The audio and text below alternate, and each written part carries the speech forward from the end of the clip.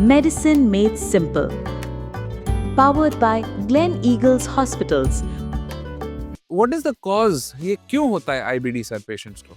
तो IBD exactly होता क्यों है, इसके बारे में अभी तक किसी को भी आइडिया नहीं है। क्या आईबीडी से कैंसर होता है? 6 साल के ऊपर अगर आपको अल्सरेटिव कोलाइटिस और वो भी पूरे इंटेस्टाइन का है तो कैंसर की रिस्क बढ़ जाती है। How do you tell your patients कि स्टेरॉइड इज नेसेसरी?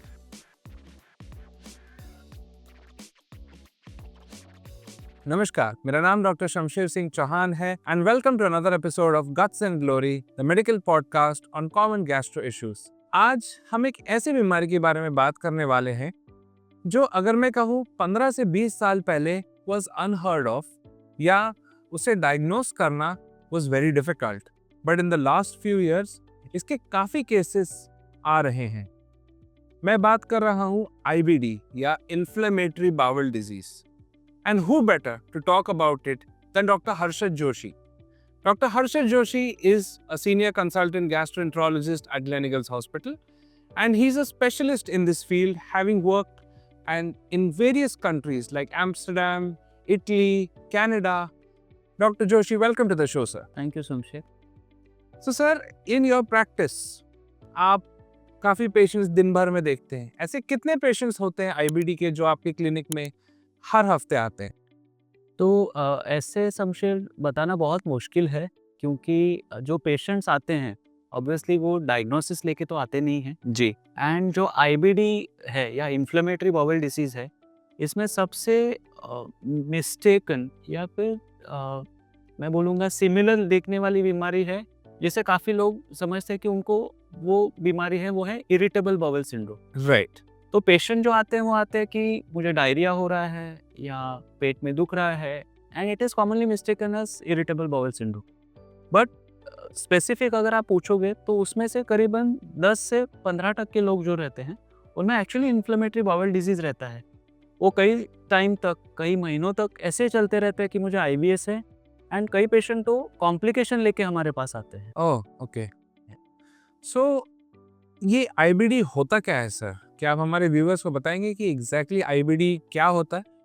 तो इन्फ्लेमेटरी बाउल डिजीज़, जैसे उसका नाम सजेस्ट करता है, it is an inflammatory condition of the intestine. तो उसमें आंतड़े में नॉर्मल भाषा में कहें तो सूजन आ जाती है। ओके। उसके 2 वैरायटीज़ रहते हैं, एक है क्रोन्स डिसीज़ और एक है अल्सरेटिव कोलाइटिस। आंतड़े के कौन से भाग को वो अफेक्ट कर रहे हैं, उस हिसाब से ये 2 डिसीजेस में हम उनको डिफरेंशिएट करते हैं। ओके। तो इन्फ्लेमेटरी बाउल डिसीज बेसिकली एक स्ट्रक्चरल डैमेज है, जिससे आंतड़े में अल्सर्स डेवलप होते हैं और उससे कॉम्प्लिकेशंस होने की संभावना रहती है। राइट। सो इन्फ्लेमेटरी बाउल डिजीज, जैसे आपने कहा कि क्रॉन्स हो गया या अल्सरेटिव कोलाइटिस हो गया, तो इसके लक्षण क्या होते हैं सर? तो लक्षण कई वेरिएबल्स हैं। ओके। जनरली जो पेशेंट मैंने कॉमनली देखे हैं कि एब्डोमिनल पेन, ओके। पेट में दर्द हो रहा है, ओके। डायरिया हो रहा है, ये सबसे कॉमन सिम्टम्स हैं। और अल्सरेटिव कोलाइटिस के बारे में स्पेसिफिकली अगर आप पूछो तो उसमें मोशन की फ्रीक्वेंसी के साथ चिकनाहट जैसे वाइट कलर की सब्सटेंस, जिसे हम म्यूकस बोलते हैं, कई पेशेंट से कंप्लेन करते हैं कि हमें मोशन के साथ साथ म्यूकस जा रहा है। और जो सीवियर फॉर्म ऑफ डिसीज़ रहते हैं उनमें ये भी बोलते हैं लोग कि हमें ब्लीडिंग हो रही है। ओके। तो अगर मैं बताऊं तो abdominal pain, loose motion, mucus and bleeding in the stool, ये 4 कॉमन लक्षण हैं। जैसे डिसीज़ कितनी सीवियर है उस हिसाब से फिर जो कॉम्प्लिकेशन जो हो सकते हैं उस हिसाब से भी पेशेंट प्रेजेंट करते हैं। ओके। सो क्या ये जो symptoms of blood in stools आते हैं, बहुत बार पेशेंट्स बोलते हैं कि शायद ये पाइल्स की वजह से होगा, तो क्या हर पेशेंट ऑफ पाइल्स में भी ये पाया जा सकता है, अल्सरेटिव कोलाइटिस या क्रॉन्स? नहीं, तो ब्लीडिंग पर रेक्टम या संडास में ब्लड जाना ये एक सिम्टम है। ओके। उसकी वजह अलग अलग हो सकती है, जैसे पाइल्स एक वजह है, अल्सरेटिव कोलाइटिस या क्रोन्स डिसीज दूसरी वजह है। तो पेशेंट के सिम्टम्स अगर बहुत सीवियर हैं ओके। या फिर बहुत टाइम से चल रहे हैं, जैसे कि 3-4 महीने के ऊपर उनको थोड़ी थोड़ी ब्लीडिंग जा रही है, या उन्होंने कोई अलग कॉम्प्लिकेशन देखे, जैसे पेट में दर्द हो रहा है, मोशन की जगह पे उनको कुछ एब्सेस वगैरह हो रहे हैं, तो ये सिचुएशन में उन्हें निग्लेक्ट नहीं करनी चाहिए। हर ब्लीडिंग जैसे पाइल्स नहीं होती, वैसे हर ब्लीडिंग अल्सरेटिव कोलाइटिस भी नहीं होती। बट इन जनरल अगर आप मुझे पूछें, और इंडिया में जिस तरीके से हम इवन कैंसर के लक्षण भी ज़्यादा पा रहे हैं, ब्लीडिंग अगर किसी को भी हो रही है तो उसको नज़रअंदाज नहीं करना चाहिए।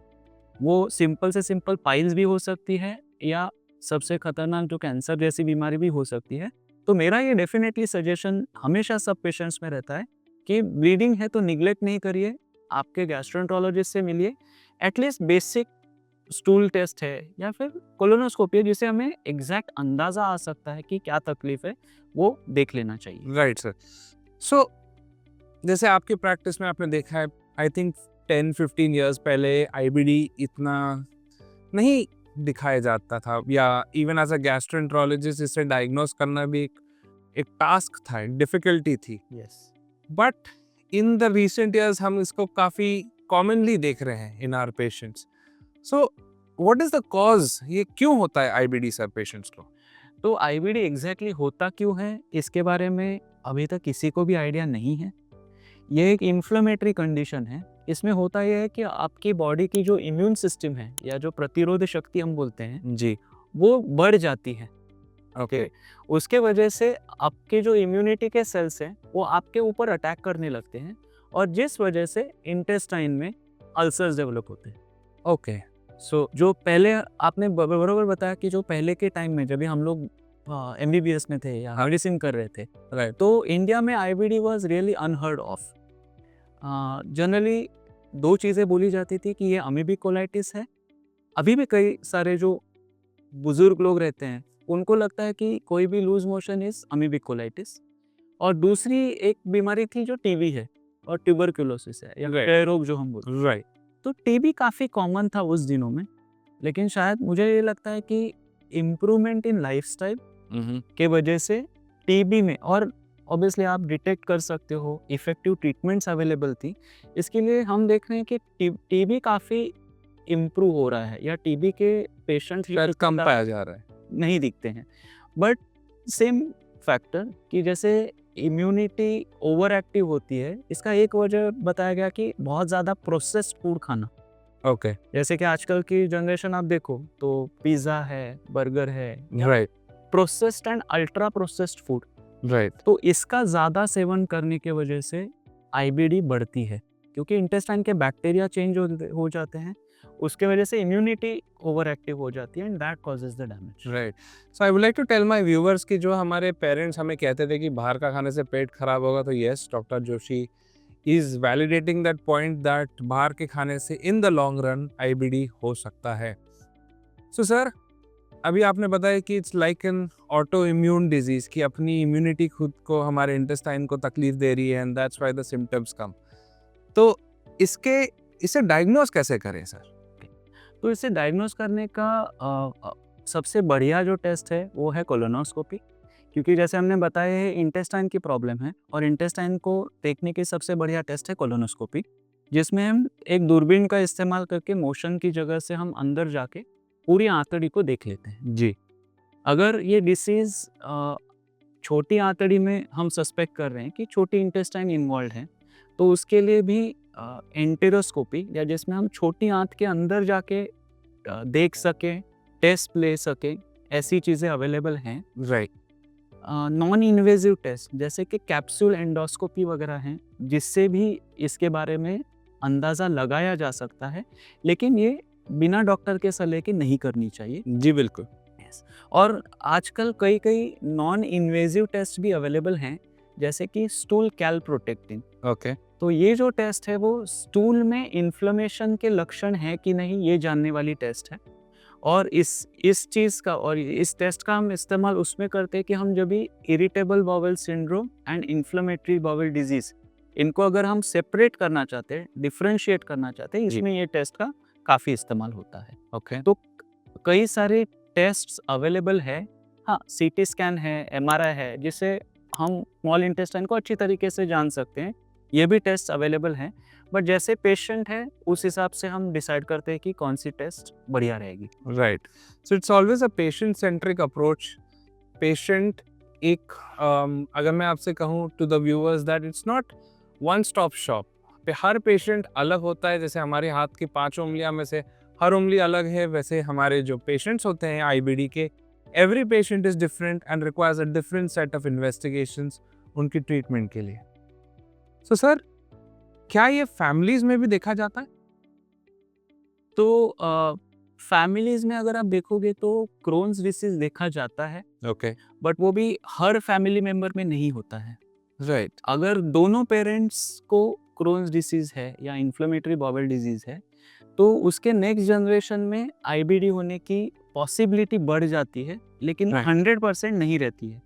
तो इसीलिए इससे घबराने की बात नहीं है कि मुझे आईबीडी है तो मैं शादी ही नहीं करूंगी ताकि मेरी नेक्स्ट जनरेशन को ना हो, ऐसे नहीं है। Right, and effective treatment available है जिससे आप इसको नॉर्मल भी कर सकते हैं। राइट। सो सर, जैसे आपने कहा ट्रीटमेंट, क्या आईबीडी क्योर हो सकता है? तो ये एक बहुत कॉमन क्वेश्चन है शमशेर की Right. Even the patients ask, absolutely, क्योंकि दे वांट टू नो कि am I getting cured. Right, but मैं हमेशा उनको वही बोलता हूँ कि ये आपके इम्यूनिटी की प्रॉब्लम है, Right. आपकी इम्यूनिटी ज़्यादा काम करने से हो रही है, बिल्कुल, और मुझे वो इम्यूनिटी बरकरार तो रखनी है, क्योंकि नहीं तो आप इन्फेक्शन से कैसे फाइट करोगे। तो इसीलिए जो ट्रीटमेंट अवेलेबल है, इससे हम इम्यूनिटी को थोड़ा कम कर देते हैं, थोड़ा सप्रेस कर देते हैं, ताकि वो आपको डैमेज ना कर सके। तो it's like diabetes, many times ऐसे हम डायबिटीज को क्योर नहीं कर सकते, बिल्कुल। लेकिन दवाई से कंट्रोल जरूर कर सकते हो। एंड क्योर से ज़्यादा कीपिंग इट इन रेमिशन, और जो कंट्रोल हम बोलते हैं, जी, वो काफ़ी अच्छी तरीके से हो सकता है with the current medicine that are available. Okay. So काफ़ी सारी दवाइयाँ actually have now come in India. पहले शायद सिर्फ टैबलेट्स होती थी, अब इंजेक्शन फॉर्म ऑफ थेरेपीज आ गई है। So it's only the prerogative of the doctor who will decide कि उनको आपको क्या दवाई लगेंगी। एंड मुझे एक बात बताइए सर, तो ये जो दवाइयाँ हैं, जैसे आपने कहा ये क्योर नहीं होंगी, तो क्या ये लाइफ लॉन्ग लेनी पड़ेंगी फिर पेशेंट्स को? As per text book yes, हाँ, बिकॉज लाइक आई सेड, ये इम्यूनिटी की प्रॉब्लम है, तो आपकी इम्यूनिटी रहेगी तो उसको कंट्रोल रखने की दवाई चालू रखनी पड़ेगी। बिल्कुल, लेकिन हमने ये भी देखा है कि जैसे ही आपकी मतलब इनिशियली अगर डिसीज सीवियर रहता है और वो हम अच्छी तरीके से कंट्रोल कर सके, और 2 से 3 साल तक अगर हम उसको बढ़िया तरीके से कंट्रोल में रख सके, ताकि बीच बीच में फ्लेयर्स नहीं हो रहे, हाँ, रेमिशन बरकरार हम रख सके, तो उससे कॉम्प्लिकेशन होने की संभावना कम हो जाती है, और कई बार हम उसमें से 1-2 दवाई बंद या कम भी कर सकते हैं। बिल्कुल, like you said, every person is different, तो हर एक पेशेंट में होगा ऐसे भी नहीं है, बट नहीं होगा ऐसे भी नहीं है। राइट। एंड जैसे ट्रीटमेंट की बात आई, तो पेशेंट्स आजकल चैट जीपीटी, गूगल करके हमारे पास आते हैं, दे विल आस्क यू कि आप स्टेरॉइड दे रहे हैं। So giving steroids, is it necessary in patients with IBD और कैन इट बी अवॉइडेड? और बिकॉज लोग सोचते हैं कि स्टेरॉइड्स है तो साइड इफेक्ट प्रोफाइल ज़्यादा होता है। So what is your take on that? How do you tell your patients कि नहीं, स्टेरॉइड इज नेसेसरी? तो इसमें मेरा एकदम क्लियर अंडरस्टैंडिंग है, and that is world wide that is followed, कि steroids have their problems, right, इसीलिए हम लोग स्टेरॉइड का ज़्यादा इस्तेमाल अवॉइड करते हैं। राइट, बट जब भी फर्स्ट एपिसोड ऑफ आईबीडी रहता है, या आपने अभी तक स्टेरॉइड का इस्तेमाल नहीं किया है, तो steroid is a wonder drug, क्योंकि वो इन्फ्लेमेशन को काफ़ी अच्छी तरीके से कंट्रोल में लाता है। ओके, हाँ, लेकिन वो ज़्यादा समय तक लेना अच्छी बात नहीं है। जनरली हम 2 से 3 महीने के ऊपर उसका इस्तेमाल नहीं करते हैं, और वो भी टेपरिंग डोज में, मतलब जैसे कि दवाई का डोज धीरे धीरे कम करके बंद कर देते हैं। Right, but at the same time हम दूसरी ऐसी कुछ दवाइयाँ यूज़ करते हैं जो इन्फ्लेमेशन को कंट्रोल करने का काम स्टेरॉइड जैसे कर सके, बट उसके साइड इफ़ेक्ट ना हो। ओके, तो अगर मैं व्यूअर्स को भी बोलना चाहूँगा तो ये है कि स्टेरॉइड का इस्तेमाल आप खुद से नहीं करना चाहिए। अगर आपके डॉक्टर देते हैं तो ऑब्वियसली आपकी कंडीशन को जानकर, देखकर दे रहे हैं, तो उसका इस्तेमाल करिएगा। लेकिन कोई साइड इफ़ेक्ट्स रहते हैं तो please come and talk to the doctor, because फिर उस हिसाब से हम दवाई एडजस्ट भी कर सकते। बिल्कुल। एंड बहुत सारे लोग बोलते हैं कि साइड इफ़ेक्ट्स, अगर आप इम्यूनिटी कम कर लोगे सो उनको इन्फेक्शंस के रिस्क रहते हैं। So what is your general message to every patient जिनको आप ये दवाइयाँ देते हैं IBD के, कि आपको इन्फेक्शन से कैसे बचना है? तो vaccination is an important strategy Shamsher, right. कि जब भी हम कोई भी IBD की दवाई दे रहे हैं, स्पेशली जो स्ट्रॉन्ग या biologic what we call it, तो वो देते समय हम स्पेसिफिकली कोई टेस्ट करते हैं जिससे हमें मालूम पड़े कि आपको जो सीवियर टाइप ऑफ इन्फेक्शंस हैं कि नहीं, वो ट्रीट करने के बाद ही हम ये दवाई शुरू करते हैं। बिल्कुल। और कोई कोई स्पेसिफिक इन्फेक्शन जो हम वैक्सीन देके प्रिवेंट कर सकते हैं, तो वी रेकमेंड वैक्सीनेशन। तो nowadays what has change in the last 5 years is कि कई सारे वैक्सीन जो अभी तक इंडिया में अवेलेबल नहीं थे वो भी अवेलेबल हैं, और हम उनका हर एक पेशेंट में और एटलीस्ट जितने में मैक्सिमम यूज़ कर सकते हैं हम वैक्सीनेशन कर रहे हैं, ताकि ये इन्फेक्शंस तो एटलीस्ट हम प्रिवेंट कर सकें। Right. And I think even using a mask in crowded areas, absolutely. अगर आप एज एन IBD पेशेंट हैं और आप क्राउडेड प्लेस में जा रहे हो और आप ये दवाइयों का सेवन कर रहे हैं, तो masking is important, specially in a crowded place. हर जगह नहीं, but just in a crowded place, so that आपको सामने वाले के इन्फेक्शन ना लगे। सर, एक I think a last question that I would ask and many patients do ask us कि क्या IBD से कैंसर होता है?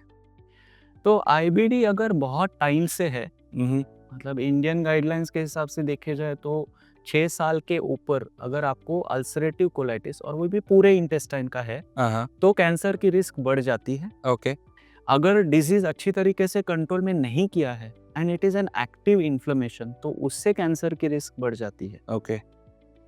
कैंसर होने की, जैसे हम हमेशा देखते हैं कि आजकल वैसे भी हम इंडिया में कैंसर, कोलन कैंसर की रिस्क बढ़ रही है, may be because of our diet is changing from traditional Indian diet to more process, more westernised diet. बिल्कुल। तो obviously that adds fuel to the fire. Right. तो IBD अगर आप अच्छे से कंट्रोल में रखो एंड फ्रीक्वेंटली, जैसे कि आपकी रिकमेंडेशंस हैं, पॉलिप्स को देखते रहो, अगर पॉलिप्स है तो उनको निकाल दो, तो इस तरीके से हम कैंसर को अवॉइड कर सकते हैं या फिर अर्ली डिटेक्ट करके, ताकि हम उसको ठीक तरीके से ट्रीटमेंट दे so that means it is treatable. अगर हुआ तो भी आपको स्ट्रेस नहीं, it can be treated. Yes, early detection we can treat it. So thank you doctor Joshi for giving us a valuable insight on this topic. क्या आप हमारे viewers को कुछ कहना चाहेंगे as a message? Yes, so 2-3 चीज़ें मैं बोलना चाहूँगा। एक तो आपको अगर डायरिया या ब्लीडिंग वगैरह हो रहा है तो उसको इरिटेबल बाउल सिंड्रोम करके मिस्टेकन मत करिए, डॉक्टर की सलाह लीजिए। अगर IBD डिटेक्ट होता है तो घबराने की कोई बात नहीं है, काफ़ी सारी अच्छी दवाइयाँ अवेलेबल है जिससे आप बहुत बढ़िया तरीके से लाइफ जी सकते हो। Quality and quantity of life दोनों बरकरार रह सकती हैं। अगर कॉम्प्लिकेशंस होते भी हैं तो हमारे पास कई सारे ऑप्शंस अवेलेबल है जिससे हम कॉम्प्लिकेशंस को भी ट्रीट कर सकते हैं। But the best message if I have to give is कि prevention is better than cure. So अगर आप अल्ट्रा प्रोसेस्ड फूड इनसे थोड़ा दूर रहें, अननेसेसरी एंटीबायोटिक का इस्तेमाल ना करें और ज़रूरत होने पर डॉक्टर की सलाह लें, तो I think that would make life easier. Thank you all for joining us for this Guts and Glory podcast. This is Dr. Shamsher Singh Chauhan signing off. See you next week. Thank you. Medicine Made Simple. Powered by Glen Eagles Hospitals, where good people make you feel better.